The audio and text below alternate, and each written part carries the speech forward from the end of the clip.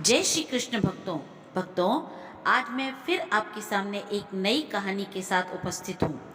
कहानी का शीर्षक है सीख सुहानी, एक दूसरे पर निर्भर रहना। बहुत समय पहले की बात है। एक राज्य के नागरिक पक्षियों से बहुत परेशान थे। वे उनके खेत खलिहान बर्बाद कर देते थे। एक दिन नागरिक अपना टुकड़ा लेकर राजा के पास पहुंचा। सुनकर राजा भी क्रोधित हुआ और उसने ऐलान कर दिया कि राज्य के सारे पक्षियों को मार दिया जाए। आदेश का पालन हुआ और धीरे धीरे राज्य के सारे पक्षी समाप्त हो गए।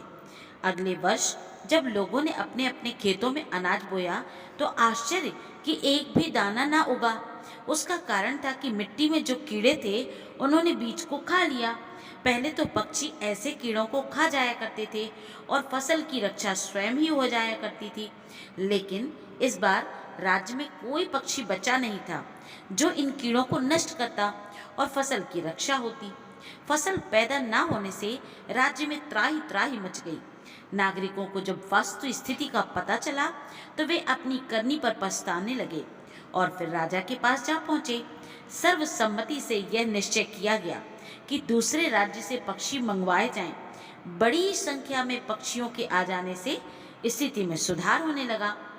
खेत खलिहान लहलहाने लगे। अब लोग समझ गए कि सभी जीव इस सृष्टि में एक दूसरे पर निर्भर हैं। अर्थात इस कहानी से हमें शिक्षा मिलती है कि अपनी अपनी जगह पर सभी चीज़ों का, सभी इंसानों का, सभी व्यक्तियों का, सभी पशु पक्षियों का अपना ही अलग महत्व है। निर्णय से पूर्व विचार अवश्य करना चाहिए। जय श्री कृष्ण भक्तों।